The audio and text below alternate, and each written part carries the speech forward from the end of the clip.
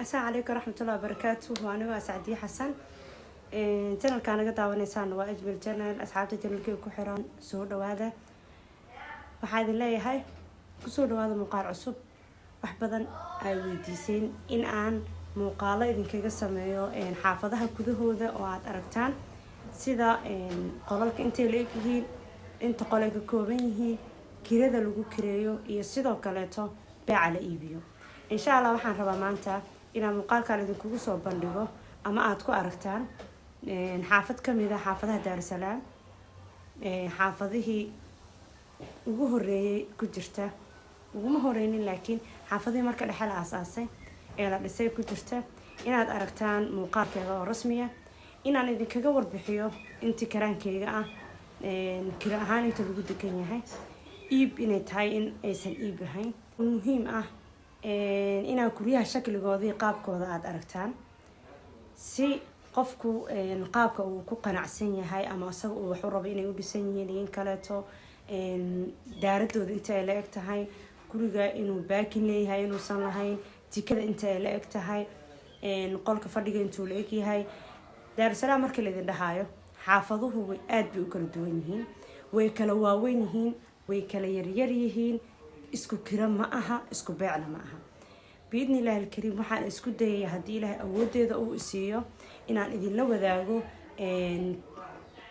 si u kala duwan yihiin horta xaafadaha kuwa waaweyn iyo kuwa yar inta lagu kala kireeyo iyo qaabkooda. marka nala socda muuqaalka intiina nagu cusub waxaan leeyahay subscribe saara inta hore noola joogto waxaan leeyahay soo dhawaada like saara si share gareeya shukran lakum daawasho wacan. xaafada aan rabo inaan maanta idin tusiyo waa xaafadan Orange masaajidkeedu waa kaasa isteedkan darbigaas uu ku dhamaadaa saan markii la dhaho darbigiisa kale waa kaas waxaan galeynaa insha Allah guri kamida guryaha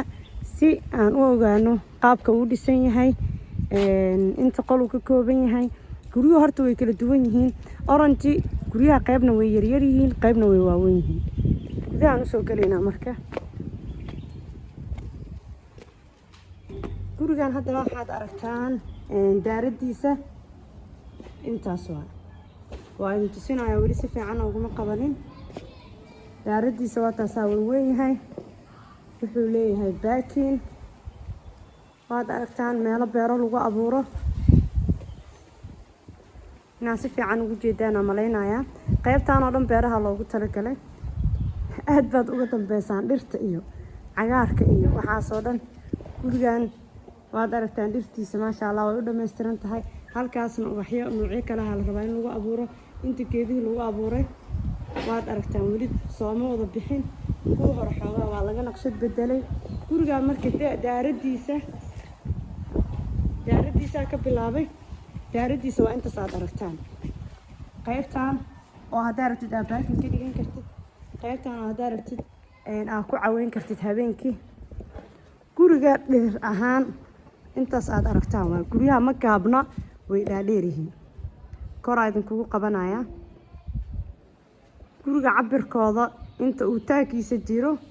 intaas waa. almuhiim waxa ah inaan idin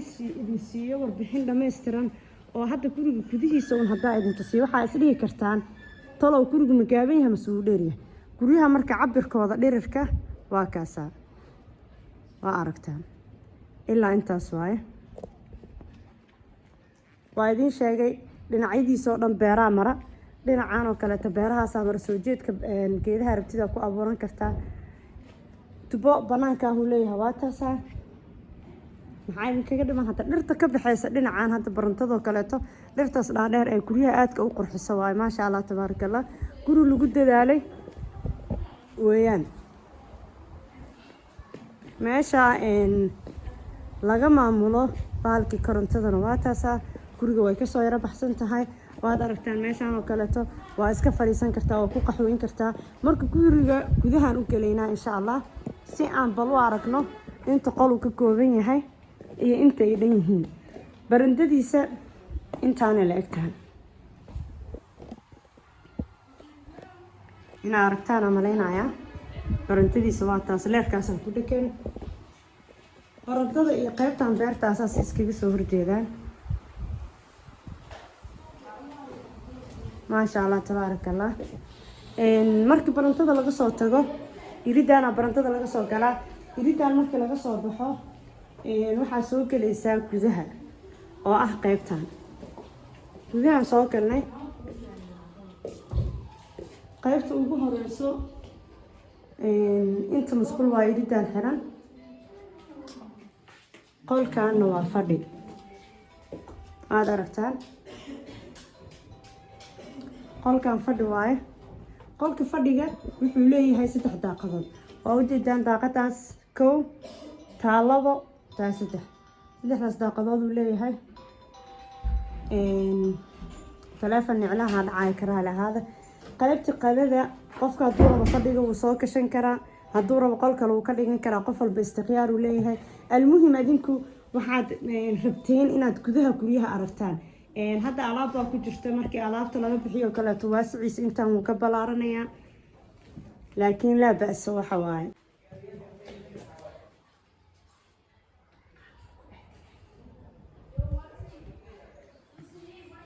kaalka u dhaxeeya qolalka jikada baran waxa aragtaan aan maleynayaa luuqa sarka u dhaxeeya inta qayb kale to waxa waaye qofku iska istaagi karo intuusan gudaha gelinin ka hor jikadana waa taasa ina arki kartaan aan maleynayaa waxa waaye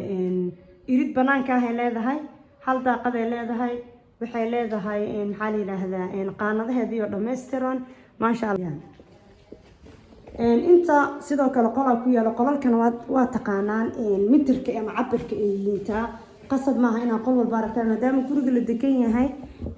inta muhiimada ah idin tusinayna soo jeedkaas musqula ku taalo inta waa qol halkan qol waaye qolkan qolka jiifka waaye qofku armaajada noocu rabo dhigan karaa jiif noocu rabo dhigan karaa idinka jiif iyo armaajo waxaas muhiim idin ma laakiin waxa muhiim idin ah gudaha qolka inaad aragtaan laba daaqad uu leeyahay saad u jeedaan daaqadna waa taa mid kalena waa taasa waasac ahaan qolku waa waasac aad u weyn yahay ma yaro inta musqula ugu taalo oo qol kasta oo jiif ah waxa ogtihiin ama ka dhantihiin in musqushiisa uu wato waan ka soo baxnay inta qola ku yaalo qolalka ma aan idin soo tirininba iridan qol waaye luuqaas iridiisana waxa waaye fadhigi inta jiko waaye hadda waxaa haynaa fadhi iyo jiko iyo qolka jiifka waa kana waa qolka labaad nala soo socdo marka inta waa qol kaleeto waa qolka caruurta qofku ama caruur uu seexsan karaa ama marti uu seexsan karaa daaqadiisu aad u weyn tahay sidaas aad aragtaan waa qolkii saddexaad intana waa qol kaleeto waa qolkii afaraad marka waxaad meeshaas ku haysaan oo aad aragteen 4 qol 3 musqulood iyo jiko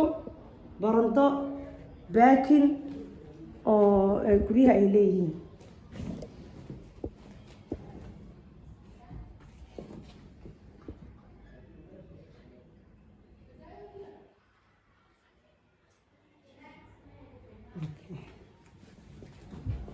marka waxa u maleynayaa xaafadan inaad ka bagateen qolalkeedu waxa waaye 4 qol iyo fadhi 3 musqulood jiko dhameystiran baakinka baabuurta oo aan idin tusiyo guriga banaankiisa gudihiisana waad arkaa wax iskaal ah inuusan idinkaga jirinin guryaha qaabka u dhisan yihiin iyo sida ay yihiin asxaabta waxaan rajaynayaa muuqaalkan in aad uga bagateen aadna iga sugaysaan inaan idin sheego qiimaha lagu iibinayo ama qiimaha lagu kireynayo guryahan hadda xaafadan aan idin tusay iibkooda nin walba siduu rabo iibsanaya guryahan inta badan shakhsiyaada iskala shirkadda waa laga iibsaday oo shirkadda guryo inaysan ku lahayn baan rajaynayaa oo laga wada gatay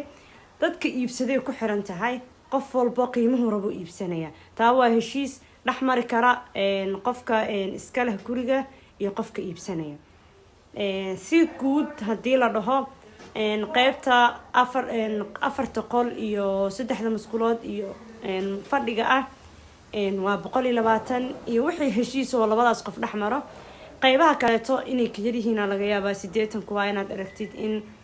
ka badan aad aragtid kun baan ka hadlayaa kirada qaybtan hadda aragteen ee ka kooban 4 qol iyo 3 musqul iyo fadhiga iyo jikada daaradiisa aad aragteen